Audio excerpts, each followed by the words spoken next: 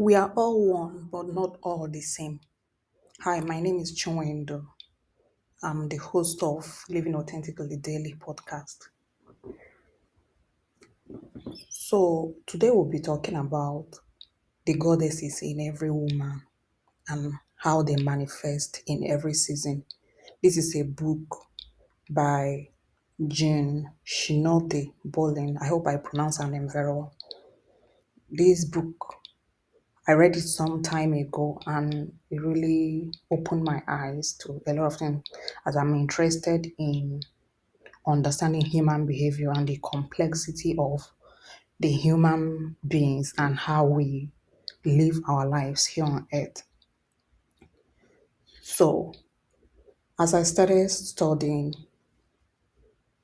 I came across this book when I am trying to understand the archetypes, the personality types, human design, and all that. So, the universe God or the source of all things, whatever you call it, manifests itself in different forms, manifests itself through us in different forms. So you are a peculiar and unique aspect of source. I am a unique expression of source. So this is the point of our difference. Our difference is in our uniqueness. So this is where some people get it wrong because they lump everybody together. And so what is not working for person A, they will start shaming the person because of it, because it is working for person B. So they don't know that we all are not the same. We have different personalities. We belong to different archetypes and human design and all that. So basically, we are all on our different paths. So it's very, very important to lay this foundation so that we can understand how peculiar you are, which is where your uniqueness it hinges on, and that is your point of difference from another person. So that's how you will know you are different from another person. So let's go into the goddesses. So the first one we'll be looking at tonight is Artemis. She's my favorite one. So how you will know that Artemis is the one active in your life is that everything freedom matters to you a lot. Her archetype is the sister and the competitor. Her characteristics are intelligence and independence. She's fearless and does not cower. She's very, very confident in her abilities. So one of her characteristics is that she never married. She is alive in you if the whole marriage thing does not appeal to you. So she's the one that is active in you. So that is how you will know that she is the one active in you, because everything about your life is freedom. You don't need anything to keep you, slow you down, or just anything to, you don't need to be put into any box at all. So she could be the one prevalent in your life at the moment. And she's one of the virgin goddesses who never married. So there are three virgin goddesses, so she's one of them. Can you see yourself in her? So the next one we'll be talking about is Athena. She is the strategist.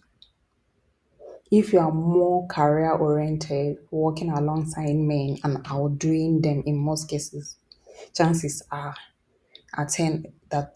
she is the one prevalent in you. She sides with the patriarchy. She is ruled by her logical mind rather than her heart. So she lives with her head and not her heart. She's just this archetype, like that. This is just how she is. It is neither wrong nor right. So she chose to remain a companion and ally of powerful men. She gets their confidence through her intelligence and ability to get things done. So this archetype is one of the virgin goddesses. She never married. But how this archetype manifests in women is that they can marry, but they must marry a powerful man. They have an eye for powerful men, those that are going to be really, really successful. So she will have a way of getting them to trust her, and then she will be their ally and companion for the rest of her life, or she may be a the is a side chick or something, but she will gain the confidence of the powerful man so much that everything about business, everything about whatever that has to do with the man is done with her and not the man's wife. So that is how this archetype manifests in women today. So can you see her in your life? As I said earlier, nothing is wrong with her, it's just an archetype. And another thing that you have to know is that these archetypes are all in us.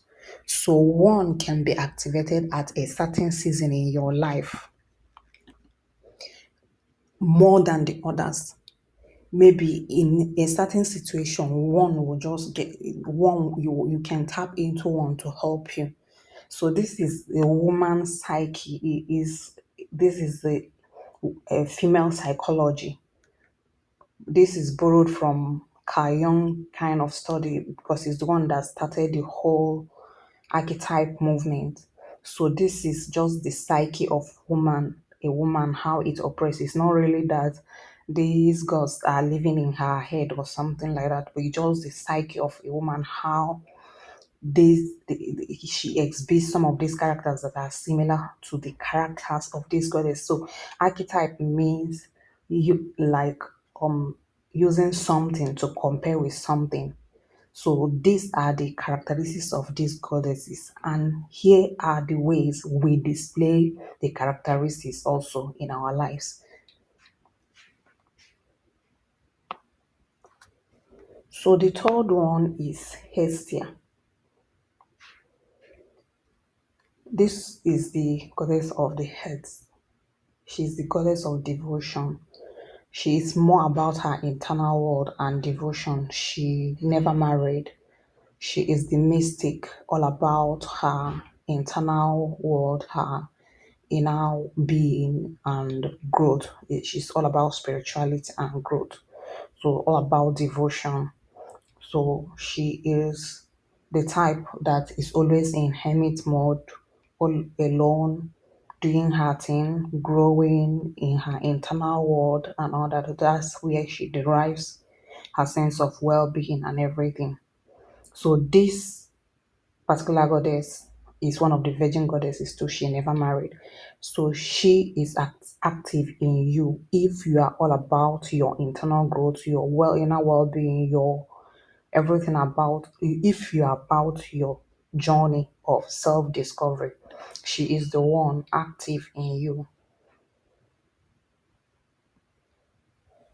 So she is the one that is about your growth, internal expansion, embodiment of more of who you are, your divinity, and all that. So if you are about that, she's the one active in you. And what happens is that she is associated with being alone, solitude, and hermit mode. So if you are hermiting at the moment, she is the one activated in you.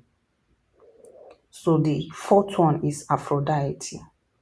She is the goddess of love, the most hated of all, because her archetype is wild, untamed, and does not go by the society's rules of what is moral and what is not.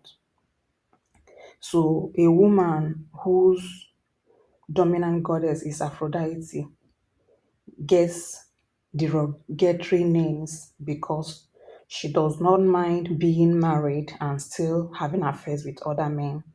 So in our contemporary society, such a thing is frowned at. But in the larger picture of things, there are no rights and wrongs. There are only causes and effects.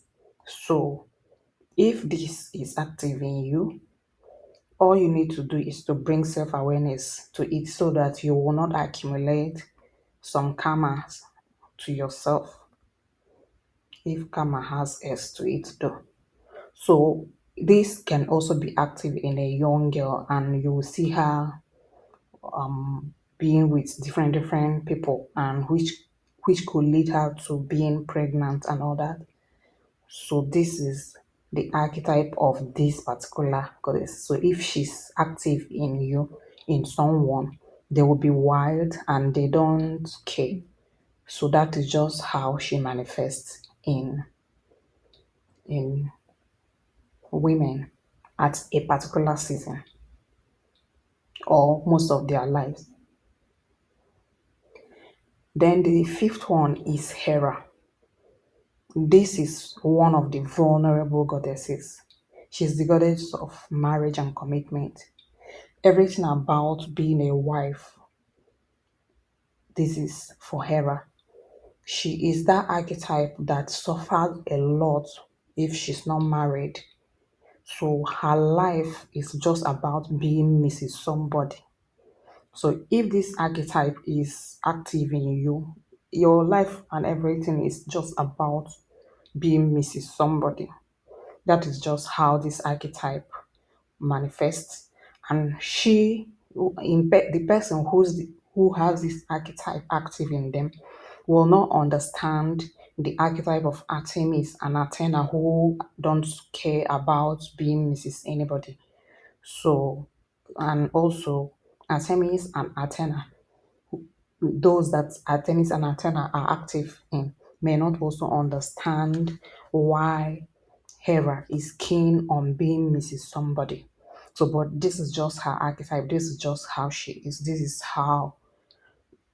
is the season for it for her, and that is how this particular goddess manifests in our lives. Can you see yourself being worried and not living your life, pausing your life, waiting until you are married to start living? Then this goddess is the one active in your life. Nothing is wrong with that, but what I will suggest is that you bring some level of self awareness into the whole thing and actually start living your life now, because maybe it is in the process of living your life truly that you will eventually meet the person that you will be married to. Then the sixth one is Demeter. She's the nurturer and the mother archetype. This is one of the vulnerable goddesses too. So how Hera perceives marriage is how Demeter perceives being a mother in terms of importance. So everything about being a mother is moves this one. So she can even bypass not being married to be a mother. So if just being a mother excites you so much, then this Demeter is the one active in you. Beyond that, she represents the maternal instinct in all of us. So that desire to give birth to maybe a human being or anything at all. So for me, like the desire to make this podcast, it has been with me all evening to get on it and make this podcast. So this process of creating this is giving birth to something.